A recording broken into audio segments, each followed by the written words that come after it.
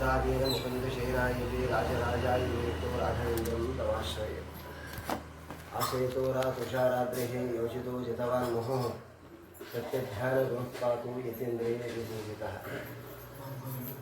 सत्याभिज्ञकराब्जोत्थान् 50 वर्षपूजकान् सत्यप्रमोदतीर्थार्यान् नौमि न्यायसुधारतान् ಇವತ್ತಿನ ಸತ್ಯಾಂಜನೇಯ ದೇವಸ್ಥಾನದ ಶ್ರೀಪಾದಂಗಳವರ ಆಜ್ಞಾನುಸಾರವಾಗಿ ನಡೆದಿರತಕ್ಕಂಥ ಹನುಮದ್ ವ್ರತ ಅಂದ್ರೇನು? ಹಿಡಿಯೋದು ಅಂತ. ವ್ರತ ಅಂದರೆ ಹಿಡಿ, ಕ್ಯಾಚ್ ಅಂತೀರೇನು? ಹಿಡಿ, ಹನುಮಪ್ಪನನ್ನು ಹಿಡಿಯೋದು. ಏಕಾಶಿ ವ್ರತ, ಏಕಾಶಿಯನ್ನು ಹಿಡಿಯೋದು. ಯಾವುದನ್ನು ಹಿಡಿಯೋದಕ್ಕೆ ಅದಕ್ಕೆ ವ್ರತ ಅಂತ ಕರೀತಾರೆ. ಹಿಡಿದ ಮೇಲೆ ಅದು ಯಾವ ಸಂಪ್ರದಾಯ ಇರ್ತದೋ, ಯಾವ ಶಾಸ್ತ್ರ ವಿಹಿತವಾಗಿರ್ತದೋ ಅದನ್ನು ಅನುಷ್ಠಾನ ಮಾಡಿದಾಗ ಹಿಡಿದದ್ದ ವಸ್ತು ನಮ್ಮ ಕೈ ಸಿಗ್ತದೆ, ಇಲ್ಲ ಅಂದರೆ ಸಿಗೋದು. ಹೌದಲ್ಲ? ಸರಿಯಾಗಿ ಗಟ್ಟಿಯಾಗಿ ಹಿಡಿದ್ರೆ ಒಂದು ವಸ್ತು ಸರಿಯಾಗಿ ಸಿಗ್ತದೆ, ಸ್ವಲ್ಪ ಲೂಸ್ ಬಿಟ್ಟರೆ ಹಾರಿ ಹೋಗ್ಬಿಟ್ಟು. ಅದರಂತೆ ಈ ಹನುಮಂತ ವ್ರತ, ಈ ಹನುಮಂತ ದೇವರನ್ನು ಹಿಡಿತಕ್ಕಂಥ ವ್ರತ.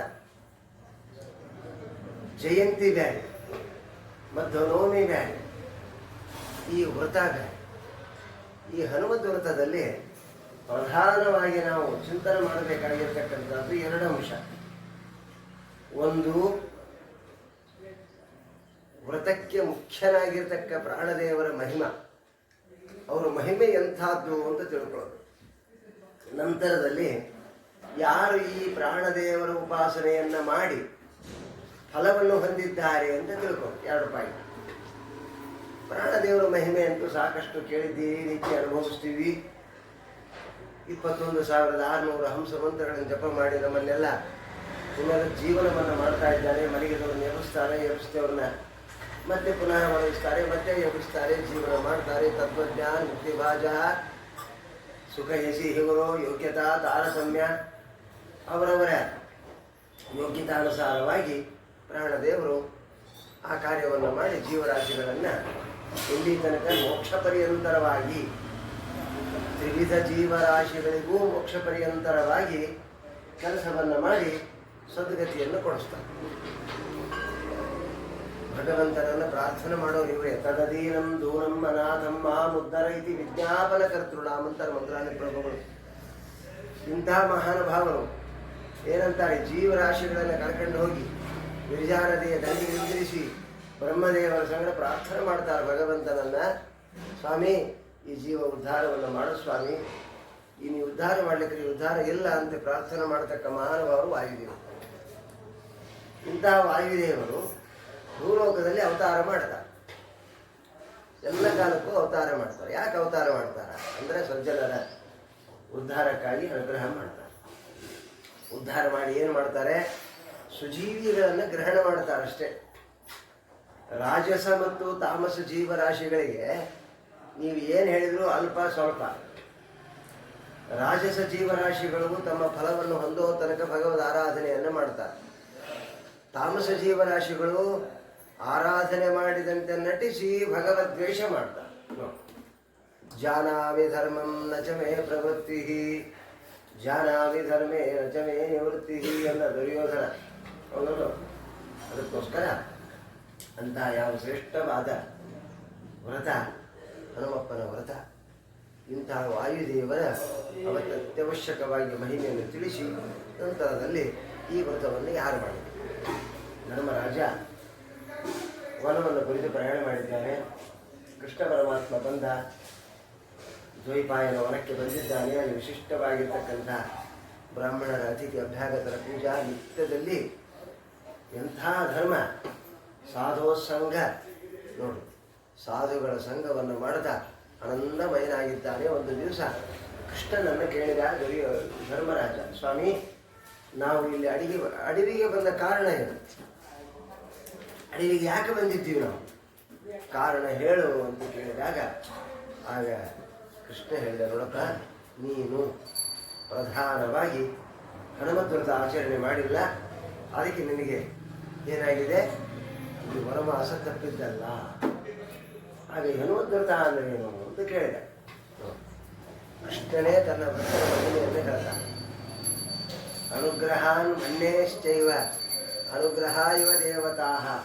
ನೋಡಿ, ಯುದ್ಧದಾಚರಿತಿ ಶ್ರೇಷ್ಠ ತದೇವ ಇತರೇ ಜನಾ ಅಂತ. ದೊಡ್ಡವರು ಅನುಷ್ಠಾನ ಮಾಡಿ ತೋರಿಸಿದಾಗ ಸಣ್ಣವರಿಗೆ ಕೊಡ್ತಾರೆ. ದೊಡ್ಡವರು ನನಗೆಲ್ಲ ಗೊತ್ತಿದೆ ಅಂತ ಸುಮ್ಮನೆ ಆದರೆ ಏನೋ ಕೊಡ್ತಾರೆ. ಅದಕ್ಕೋಸ್ಕರ ಹನುಮಂತನ ಮಹಿಮೆಯನ್ನು ಸಾಕ್ಷಾತ್ ಜಗದೀಶ್ವರಾದ ಕೃಷ್ಣ ಹೇಳ್ತಾನೆ. ನೋಡಪ್ಪ, ಇದು ಸಾಮಾನ್ಯವಾದ್ದಲ್ಲ. ಇಂದಿಕ ಮತಂಗ ಅಂತ ಋಷಿಗಳು ಇದೇ ಪ್ರಾಂತದಲ್ಲಿ ಇರ್ತಕ್ಕ ಮಹಾನುಭಾವ. ಅಲ್ಲಿ ಒಬ್ಬ ಚಂಪಕ ಅಂತ ಒಬ್ಬ ಸಾಧ್ವಿ ಶಿರೋಮಣಿ ಈ ಪ್ರಾಂತದಲ್ಲಿ ಅನೇಕ ಯಜ್ಞಗಾದಿಗಳನ್ನು ಮಾಡ್ತಾ ಇದ್ದಾಳೆ. ಕಾಲ ಗತಿಸಿತು. ಹಾಗೆ ಯಾವುದೇ ರೀತಿ ಫಲ ಆಗಲಿಲ್ಲ. ಫಲ ಸಂಬಂಧವೇ ಆಗಲಿಲ್ಲ.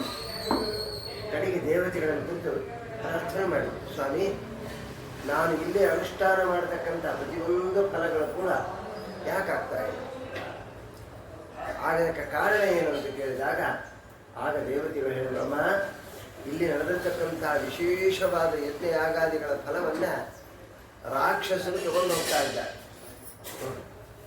ಈಗ ಸಾಲಿಗ್ರಾಮ ಪೂಜೆ ಮಾಡ್ತೀವಿ. ಸಾಲಿಗ್ರಾಮ ಶಿಲಾಯಾಂತು ವಸಂತಂ ಕಲಿಮೋಚಸ ಅದಲ್ಲ ಏನಾಗ್ತದೆ, ಭೀಮಸೇನ ಮಹಾಭಾವ ಉಚ್ಚಾರಣೆಯನ್ನು ಮಾಡ್ತೀವಿ. ನೋಡಿ, ಸಾಲಿಗ್ರಾಮದೊಳಗೆ ಕಲಿ ಇರ್ತಾನೆ, ಎಲ್ಲ ಕಡೆ ಕಲಿ ಇರ್ತಾನೆ. ಸಾಲಿಗ್ರಾಮ ನಿತ್ಯ ಸನ್ನಿಧಾನ, ಅಂಥದ್ದು ಕಲಿ ಆವಾಸ. ನೋಡಿ, ನೀರು ಹಾಕೋ ತನಕ ಅಲ್ಲಿ ಹೋಗೋದಿಲ್ಲ. ಎಂಥ ವಿಚಿತ್ರ, ಎಂಥ ವಿಲಕ್ಷಣ. ಅಂದ ಮೇಲೆ ಅದಕ್ಕೆ ಇಲ್ಲಿ ವಿಶೇಷವಾಗಿರ್ತಕ್ಕಂಥದ್ದಾಗಿದೆ. ಅಂದ ಮೇಲೆ ನಾವೇನು ಮಾಡೋಕ್ಕಾಗೋದಿಲ್ಲ. ಏನು ಮಾಡಬೇಕು, ಏನು ಮಾಡಬೇಡ. ಮುಂದೆ ಹನುಮದ್ವೃತ ಅಂತ ಬರ್ತದೆ. ಮಾಸಾನಾಂ ಮಾರ್ಗಶೀರ್ಷೋಹಂ ಋತೂನಾಂ ಕುಸುಮಾಕರ ಅಂತ ಒಂದು ಮಾರ್ಗಶೀರ್ಷ ಅಂತ ಒಂದು ಮಾಸ, ಶ್ರೇಷ್ಠವಾದ ಮಾಸ. ಕೃಷ್ಣ ಭಗವದ್ಗೀತೆಯಲ್ಲಿ ಏನು ಹೇಳ್ಯಾನ? ಮಾಸಾನಾಂ ಮಾರ್ಗಶೀರ್ಷೋಹಂ. ಈ 12 ಮಾಸಗಳಲ್ಲಿ ನಾನು ಮಾರ್ಗಶೀರ್ಷ ಮಾಸದಲ್ಲಿ ವಿಶೇಷ ಸನ್ನಿಧಾನದಿಂದ ಇದ್ದೀನಿ ಅಂತ ಹೇಳ್ತಾನೆ. ನೋಡಿ, ಎಂತಹ ವಿಶೇಷವಾದ, ಹೌದಾ? ಇದರಲ್ಲಿ ನಾನು ಇದ್ದೀನಿ. ಅದಕ್ಕೋಸ್ಕರ ಭಗವಂತ ತನ್ನ ಭಕ್ತರನ್ನೂ ಇಲ್ಲಿ ಇಟ್ಟು ತಾನೂ ಸನ್ನಿಧಾನಯುಕ್ತನಾಗಿ ಫಲವನ್ನು ಕೊಡ್ತಾನಂತ ಅರ್ಥ ಅಲ್ಲಿ. ಚಂಪಾಷಷ್ಠಿ ನನಗೆ ಗೊತ್ತಿಲ್ಲ, ಬ್ರಹ್ಮಚಾರಿಗಳಿಗೆ ಏನು ಕೊಟ್ಟರು, ಯಾರಾದ್ರೂ ಕರೆದಿದ್ರೋ ಇಲ್ಲ, ಯಾರು ಕರೆದೇ ಇಲ್ಲ, ಗೊತ್ತೇ ಇಲ್ಲ ಅಂದರೆ ಗೋವಿಂದ ಏನೂ ಮಾಡೋಕ್ಕಾಗಲ್ಲ. ಅದಕ್ಕೆ ಅಂತಹ ವಿಲಕ್ಷಣವಾಗಿರ್ತಕ್ಕಂಥ ವಿಶಿಷ್ಟ ಸ್ಥಾನದಲ್ಲಿರ್ತಕ್ಕಂಥ ದಿವಸ ಈ ಮಾರ್ಗಶೀರ್ಷ ಮಾಸ. ಇಂಥ ಮಾರ್ಗಶೀರ್ಷ ಮಾಸದಲ್ಲಿ ಅದಕ್ಕೆ ನೀವೇನು ಮಾಡಬೇಕು, ಹನುಮದ್ವೃತ ಅಂತ ಬರುತ್ತೆ. ಹನುಮದ್ವೃತ ಬಂದಾಗ 13 ಎಳೆಗಳು 13 ಗಂಟೆಗಳಿಂದ ಒಂದೊಂದು ಮಂತ್ರಗಳಿಂದ ಮುಖ್ಯ ಪ್ರಾಣದೇವರ ವಿಶಿಷ್ಟ ಅವತಾರಭೂತವಾಗಿರ್ತಕ್ಕಂಥ ಕಾರ್ಯಪ್ರವೃತ್ತಿಯನ್ನು ಮಾಡತಕ್ಕ 13 ರೂಪಗಳು ಪ್ರಾಣದೇವರು ಹೋಗಲು. ಪ್ರಾಣದೇವರು ಭಗವಂತ ಎಲ್ಲಿ ವ್ಯಾಪ್ತನಾಗಿದ್ದಾನೋ ಅಲ್ಲೆಲ್ಲ ಭಗವಂತ ಪ್ರಾಣದೇವರ ಅಧಿಷ್ಠಾನದಲ್ಲೇ ಇದ್ದು ಕೆಲಸ ಮಾಡ್ತಾನೆ. ಮತ್ತೆ ಅಂತ ಏನ್ರಿ ಆತಿಲ್ಲ ಈತಿಲ್ಲ ಈತ ಅದಕ್ಕೆ ಹನುಮನ ಮತವೇ ಹರಿಯಾವತವು ಅಂದ್ರು ಏನು ದಾಸರು. ಅದೇ ತಾತ್ಪರ್ಯ. ಮುಖ್ಯವಾದ ತಾತ್ಪರ್ಯ ಏನು ಅಂತಂದರೆ ಇದು ಮುಖ್ಯವಾದ ತಾತ್ಪರ್ಯ. 13 ಎಳೆಗಳು 13 ಗಂಟೆಗಳು ಜಗತ್ತಿನ ಪ್ರವರ್ತ ಕಾರ್ಯವನ್ನು, ನಿವೃತ್ತಿ ಕಾರ್ಯವನ್ನು ಹನುಮಂತ ದೇವರು 13 ರೂಪಗಳಿಂದ ಮಾಡ್ತಾರೆ. ದೈತ್ಯ ನಿಗ್ರಹ, ಶಿಷ್ಟ ಪರಿಪಾಲನಾ, ಮೋಕ್ಷ ಪ್ರದಾತೃತ್ವ, ಜ್ಞಾನ, ವೈರಾಗ್ಯ, ಭಕ್ತಿ ಇವನ್ನೆಲ್ಲ ಕೊಡ್ತಕ್ಕಂಥ ವಿಶೇಷವಾದ್ದು. ಆದರೆ ಇಲ್ಲಿ ಮಾಡ್ತಕ್ಕಂಥ ನಿನ್ನ ಯಜ್ಞ ದೈತ್ಯರೆಲ್ಲವನ್ನು ತಗೊಂಡು ಹೋಗಲಕ್ಕೆ. ದಯಾನೀತಃ ದೈತ್ಯಾನ್ ಆನಯತೆ ವಿಭೋ. ದೈತ್ಯರು ತಗೊಂಡು ಹೋಗ್ಲಕ್ಕೈತ. ಆ ದೈತ್ಯರು ತಗೊಂಡು ಹೋಗೋಣದ್ರಿಂದ ಏನಾಗ್ತಾ ಇದೆ ಅಂದರೆ ನಿನ್ನ ಯಜ್ಞ ಅಪೂರ್ಣತಾಂ ಭವೇತ, ಅಪೂರ್ಣತೆಯನ್ನು ಹೊಂದುತ್ತಾ ಇದೆ. ಅದಕ್ಕೋಸ್ಕರ ನೀವು ಏನು ಮಾಡಬೇಕಪ್ಪ, ವಿಶಿಷ್ಟ ಸ್ಥಾನಮಾಶ್ರಿತ್ಯ. ಅದಕ್ಕೆ ನೀವು ಹನುಮದ ಉಪಾಸನೆಯನ್ನು ಮಾಡಿದಾಗ ಸಕಲ ಫಲಗಳು ಸಿದ್ಧಿ ಆಗ್ತದೆ ಅಂತ ಹೇಳಿ.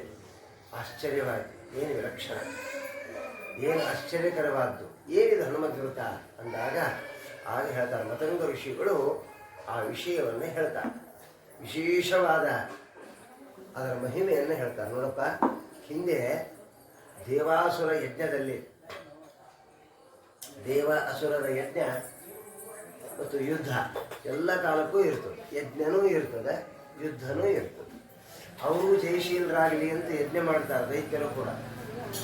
ಎಂಥ ವಿಶೇಷತೆ! ಅವರು ವಿಶೇಷವಾಗಿ ಯಜ್ಞವನ್ನು ಮಾಡ್ತಾರೆ. ಯಜ್ಞದಲ್ಲಿ ಗೆದ್ವಿ ಅಂಥೇಳಿ ಯುದ್ಧವನ್ನು ಮಾಡ್ತಾರೆ. ಏನಾಗ್ತದೆ? ಸೋಲ್ತಾರೆ. ಆದರೆ ದೇವತೆಗಳು ಹಂಗೆ ಮಾಡಲಿಲ್ಲ.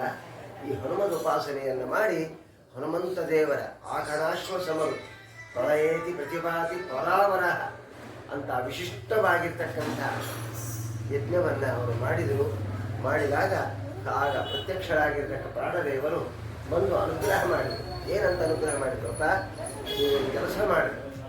13 ಎಳೆಗಳು 13 ಗಂಟೆಗಳಿಂದ ಯುಕ್ತವಾದ ಸೂತ್ರವನ್ನು ಕೇಸರಿ ಧ್ವಜನಾಮಕನಾದ ಕೇಸರಿಗೆ ಅಭಿಮಾನಿ ರಾಮದೇವರು, ಸಾಕ್ಷಾತ್ ಜಗದೀಶನಾದ ನಾರಾಯಣ, ಆ ಕೇಸರಿಯ ಧ್ವಜದಲ್ಲೇ ಹನುಮಂತ ದೇವರು ಇರ್ತಾರೆ.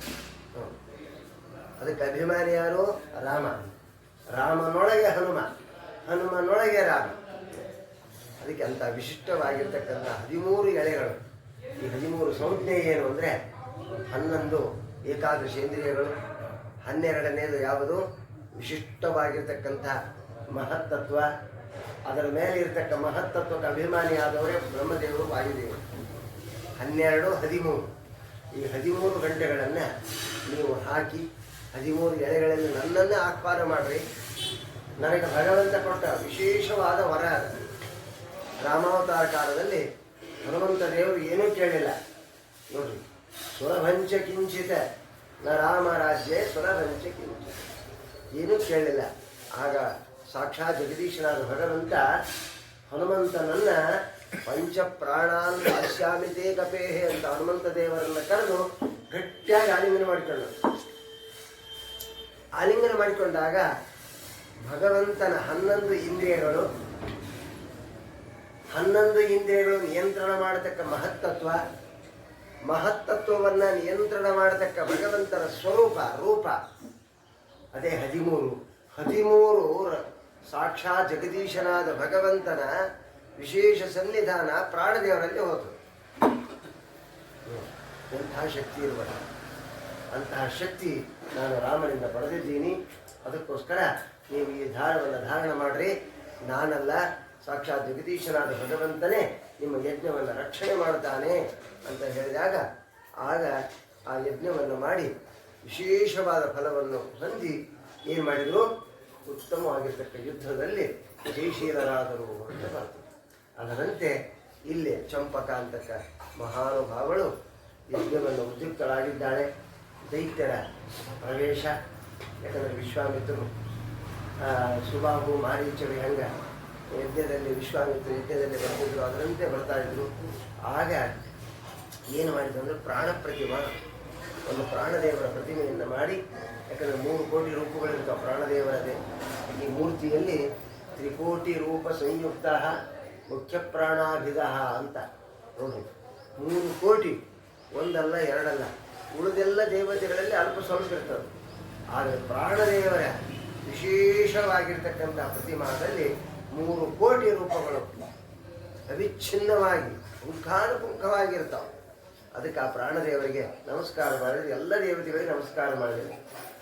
ಪ್ರಾಣದೇವರ ವಿಶೇಷವಾದ ಪ್ರತಿಮೆಯನ್ನು ಮಾಡಿ 13 ಗಂಟೆಗಳನ್ನು ಧಾರಣ ಮಾಡಿ ಅದರಲ್ಲಿ ಪ್ರಾಣದೇವರು ತದಂತರ್ಗತ ಮಾರುತಃ ತದಂತರ್ಗತ ರಾಮಾಯ ನಮಃ, ಮುಖ್ಯ ಪ್ರಾಣಾಯ ನಮಃ, ತದಂತರ್ಗತ ಸಂಕೃಷ್ಣಾಯ ನಮಃ ಅಂತ ತದಂತರ್ಗತವಾದ ಭಗವದ್ ರೂಪಗಳನ್ನು ಚಿಂತನೆ ಮಾಡ್ತಾ ಮಾಡ್ತಾ ಮಾಡ್ತಾ ಆಗ ಆಹ್ವಾನ ಮಾಡಿದರು. ದೇವ ಸನ್ನಿಧಾನ ಬಂತು. ಆಗ ಎಲ್ಲರೂ ಧಾರವನ್ನು ಧಾರಣ ಮಾಡಿದರು. ನೋಡಿ, ಧಾರದ ಅವಧಿ 3 ದಿವಸ.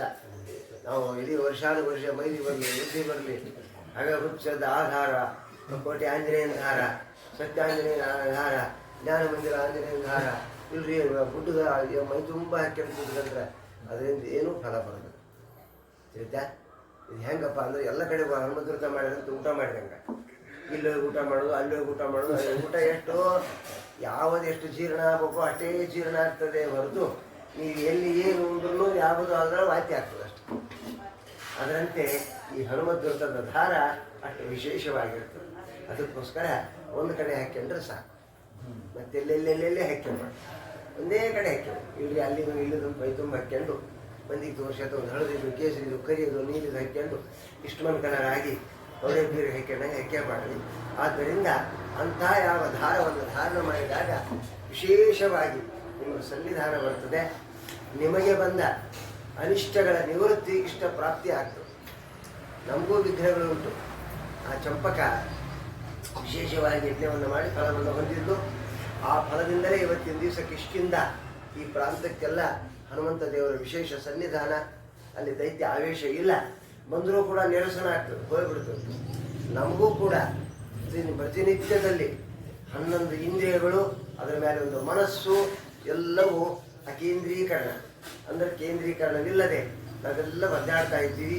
ಅದು ಕೇಂದ್ರೀಕರಣವಾಗಿ ನಮ್ಮ ಮೇಲೆ ಆಕ್ರಮಣ ಮಾಡ್ತಕ್ಕಂಥ ಕಾಮ, ಕ್ರೋಧ, ಲೋಭ, ಮೋಹ, ಮದ, ಮತ್ಸರ ಇವೆಲ್ಲವೂ ಕೂಡ ನಿಗ್ರಹವಾಗಿ ಆ ಪ್ರಾಣದೇವರ ದಿವ್ಯ ಅನುಗ್ರಹ ನಮಗೆ ಆಗ್ತದೆ. ಅಂತ ಹನುಮದ್ವ್ರತದ ವಿಶೇಷ ಆಚರಣೆ ನಮ್ಮ ಶ್ರೀ ಶ್ರೀ ಶ್ರೀ ಶ್ರೀ ಶ್ರೀ ಶ್ರೀ 1008 ಜಗದ್ಗುರುಗಳಾಗಿರ್ತಕ್ಕಂಥ ಶ್ರೀಮನ್ ಮೂಲ ಮಧ್ವಾಚಾರ್ಯ ಮೂಲ ಸಂಸ್ಥಾನಾಧೀಶ್ವರಾದ ಸತ್ಯಪ್ರಮೋದರ ಕರಕಲ ಸಂಜಾತರಾದ ಸತ್ಯ ಆತ್ಮತೀರ್ಥರ ಶ್ರೀಮಠದಲ್ಲಿ ವಿಶೇಷ ಸನ್ನಿಧಾನದಲ್ಲಿ ಉತ್ತರಾದಿ ಮಠ ಸತ್ಯಾಂಜನೇಯ ದೇವಸ್ಥಾನ. ಆಂಜನೇಯ ಸುಳ್ಳು ಅಂತಲ್ಲ, ಸತ್ಯಾಂಜನೇಯ ಅಂದರೆ ಇಲ್ಲಿ ಸುಳ್ಳು ಆಂಜನೇಯ ಬೇರೆ ಇದ್ದಾರೆ ಏನು ಅಂತ ಕೇಳಬಾರ್ದು. ಸತ್ಯಾಂಜನೇಯ ಅಂದ್ರೇನು? ಸತ್ಯವಾದ ಧರ್ಮಗಳನ್ನು ಅನುಷ್ಠಾನ ಮಾಡುವವರೇ ಸತ್ಯ. ಸರಿಯಾದ ಅನುಷ್ಠಾನ ಮಾಡತಕ್ಕವರು ಯಾರು ಅಂದರೆ ಬ್ರಹ್ಮದೇವರು, ವಾಯುದೇವರು. ಕಾಲ ಕಾಲಕ್ಕೆ ಸರಿಯಾದ ಜ್ಞಾನದ ಪ್ರವೃತ್ತಿ, ಕಾರ್ಯದ ಪ್ರವೃತ್ತಿಯನ್ನು ಮಾಡತಕ್ಕವರು ಬ್ರಹ್ಮದೇವರು, ವಾಯುದೇವರು. ಅದಕ್ಕೆ ಸತ್ಯ ಬ್ರಹ್ಮ, ಸತ್ಯಾಂಜನೇಯ, ಸತ್ಯ ಮಾರುತ. ನೋಡಿ, ಎಲ್ಲ ಕಾಲಗಳಲ್ಲಿ ಸತ್ಯ ಪ್ರವೃತ್ತರಾಗಿರ್ತಕ್ಕವರಾದ್ದರಿಂದ ಅವರಿಗೆ ಸತ್ಯ ಅಂತ ಕರೆದು. ಅಂದಮೇಲೆ ಅಂತಹ ಯಾವ ಆಂಜನೇಯನ ದೇವಸ್ಥಾನದಲ್ಲಿ ಮುಖ್ಯ ಪ್ರಾಣದೇವರ ವಿಶೇಷ ಸನ್ನಿಧಾನ. ಇಂತಹ ಸನ್ನಿಧಾನದಲ್ಲಿ 13 ಎಳೆಗಳು 13 ಗಂಟೆಗಳ ದೀಪ್ತವಾದ ಧಾರವನ್ನು ಯಾರು ಧಾರಣೆ ಮಾಡ್ತಾರೋ ಅವರೆಲ್ಲರಿಗೂ ಕೂಡ ಬರತಕ್ಕ ಅನಿಷ್ಟಗಳ ನಿವೃತ್ತಿಯಾಗಿ ಇಷ್ಟ ಪ್ರಾಪ್ತಿಯಾಗಿ ಭಗವಂತನ ಅನುಗ್ರಹಕ್ಕೆ ಪಾತ್ರರಾಗ್ತಾರೆ. ಇಂತಹ ಪಾತ್ರತೆಯನ್ನು ನಾವೆಲ್ಲರೂ ಕೂಡ ವರ್ಷ ವರ್ಷ ವರ್ಷ, ಅದು ವಿಶೇಷವಾಗಿ ದ್ವಾದಶಿ ಬಂದರು ಎಲ್ಲವೂ ಅವಸರನೇ. ಅಡಿಗೆ ಅವಸರ, ಪೂಜೆ ಅವಸರ, ಉಪನ್ಯಾಸ ಅವಸರ, ಊಟ ಮಾಡಿ ಹೋಗೋದು ಅವಸರ, ಎಲ್ಲ ಅಲ್ಲಿಂದ ಚತುರ್ವಿಧ ಪುರುಷಾರ್ಥಗಳಿವೆ, ಹೌದಲ್ಲ? ಇಂಥ ಅವಸರದಲ್ಲಿ ಹನುಮಂತ ದೇವರು ನಮ್ಮ ಮೈಯಲ್ಲಿ ಹೊಕ್ಕು ವಿಶೇಷವಾದ ಬಲವನ್ನು ಕೊಡಲಿ ಅಂತ ಹೇಳ್ತಾ ಸಂಪಾದನೆಗಳ ದಿವ್ಯ ಸನ್ನಿಧಾನದಲ್ಲಿ ಸಮರ್ಪಣೆ ಮಾಡ್ತಾ ಇದ್ದೀವಿ. ಮಧ್ವಾಂತರ್ಗತ ಶ್ರೀ ಕೃಷ್ಣ ಅರ್ಪಣ ವಸ್ತು. ಅವ್ರದ್ದು ಮಾತು ಮುಗಿದು ತಂದ್ರು ಬಾ ಅಂತ ಹೇಳ.